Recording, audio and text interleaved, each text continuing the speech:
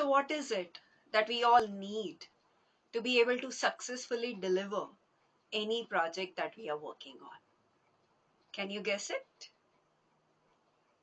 Yes, it's effective team collaborations within team and intra team. Hello, my name is Pooja Nitin Purwal. I'm a career growth coach and an IT professional. So, today we are going to discuss this important topic of how we can have our teams collaborate within themselves as well as with other teams that are out there. As you know, whether you're leading a team or just contributing to one, collaboration is your key to success because we can never achieve anything on our own. We always need somebody to support us, to be there for us, to help us complete work that we do not have an expertise in. So, collaboration is one factor that can break or make the results. In this video, I'm going to share proven strategies that will help you work better together and accomplish more. So, stay tuned. So, effective collaboration isn't just about working together, it's about working smarter as well. So, by applying the right strategy, you will see a improvement in communication, trust, and overall team's performance. So, let's start. Strategy number one, establish clear communication channels. So, as we know, communication is the backbone of everything. If we are not able to communicate clearly, if we are not able to tell people what we really mean and set right context around certain things, it's very difficult for them to understand what is expected, right? So that's why clear communication channels are very, very important. And then they can actually vary team by team or issue by issue or even depending upon the kind of collaborative output that you're looking for. So let's say if you're working with global teams, you can never have all meetings face to face, right?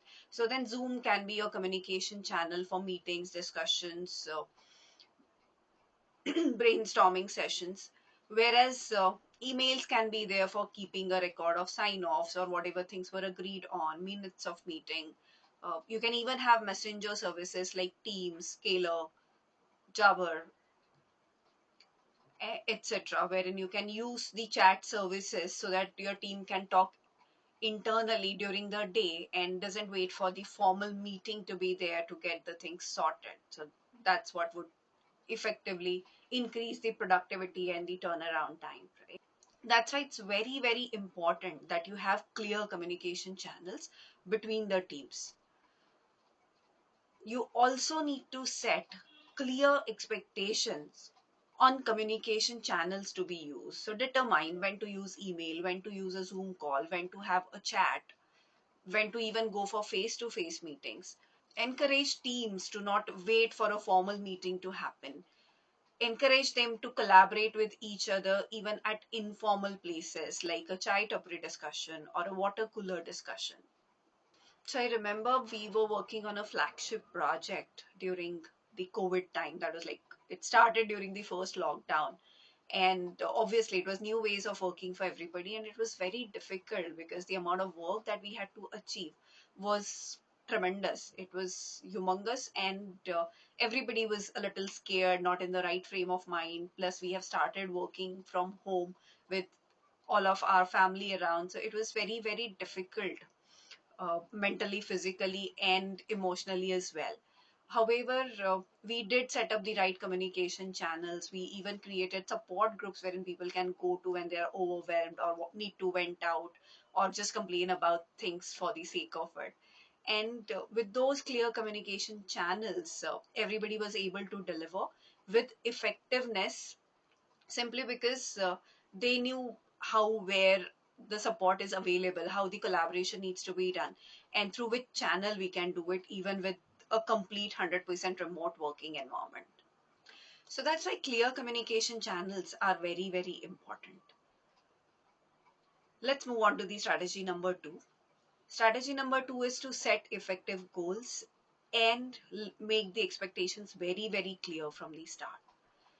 So we all know that our goals need to be smart or smarter. So we basically need to be able to make what we want from the other team or the person very, very specific, measurable. It needs to be attainable in the time frame that we may be giving them. It should be relevant to the task and the organization strategy as such, and it needs to be time bound. So with these smart goals, when they come into picture, they actually create a clear guideline for people to understand what is it that's expected from them.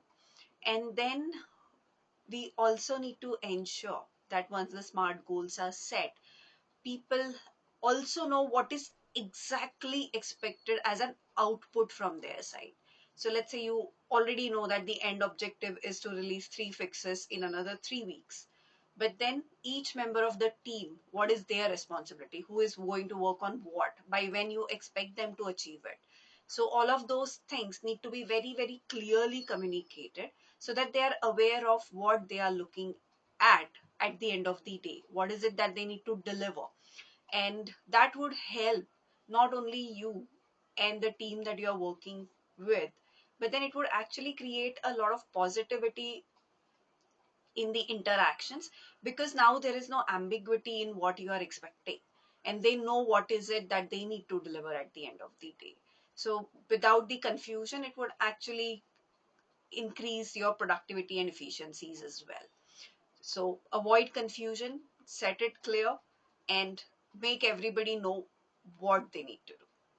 Strategy number 3, leverage diverse skill set. Now all people in our team comes with different skill sets. They may have like same technical skill set. For example, you may have 4 Java developers in your team, for example. However, they would still have some other skill sets which are very, very specific to them. And then along with skill set, there is a lot of other diversity also that a lot of companies focus on right now. Like you have gender diversity, cultural diversity, global diversity in terms of geographies. Uh, so all of these diversities actually help, because when people from different backgrounds come together, they have not only different skill sets, they also have different perspective, they have a different view of the world. And because of that, the value that they add to everything becomes tremendous. So you can actually eliminate a lot of blind spots when you go through this.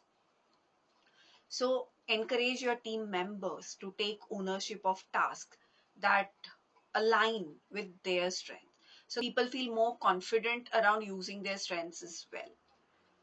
So always remember that uh, diverse thinking leads to positive and creative problem solving. Strategy number 4, create a culture of trust and accountability. So it's very, very important that we have a culture of trust built within the team and within the organization. This is the environment where people feel safe. And when they feel safe, they're bound to give their 100% and a lot of loyalty to the organization. So we need to foster an environment where people feel safe without any concerns of judgment or lashback when they share their ideas, when they share their concerns, when they share new proposals. So when people are free to do that, it actually leads to a lot of innovation. And as we all know, innovation is a buzzword nowadays, right? So we all talk about innovation, but then majority of time people don't know how to foster an environment that could basically encourage innovative thinking. And that can only happen when there is a lot of trust built within the team. Along with trust, there need to be a lot of accountability that the people who are doing the work need to have. So you may have a team who is working on certain things, you have clear communication channels established, you know what they are, you have given them details of what they are supposed to be doing, so clear goals and objectives have been set up, they are aligned, the work given to them is aligned with their strengths as well. However, if they don't have the accountability intrinsically coming within, then it becomes a problem, because even with everything rightly aligned, they are still not able to deliver because they are not made accountable for it. So it's very, very important that we hold team members accountable for whatever they are supposed to be doing. They need to be responsible for their task and also support the team in the progress. A few tips to implement in your team so that you can have this particular strategy leveraged on. Implement regular check-ins and feedback loops so that you are able to track progress and offer help as needed as well. Strategy number 5, encourage open feedback. Feedback is something that is very, very essential for our growth and improvement. I have actually created a full video on how to give and receive constructive feedback. You can go back to it to get some tips and get your feedback game to the next level. So, feedback is very, very important. You need to be able to teach your team how to give constructive feedback in a way that it builds the other person, it doesn't demean them, it doesn't diminish their life, it doesn't tear them down, and still gets your point across so that the improvement happens but none of the negative side effects comes into picture. It's very, very valuable that we receive feedback graciously as well. It's easy to say and criticize people, but then when the same criticism is directed towards you, you may not be very receiving of that, right? But then you need to believe that the other person have the best interest of you in their heart, and because of that, whatever feedback they are giving you is for your own improvement. So even if that's a gift which comes wrapped in a very ugly packaging, just look at what you can take from it in a positive manner, what you can improve based on it, and move on from there. You don't really need to focus on the ugly things that is coming around it. Focus on the positives that comes with it.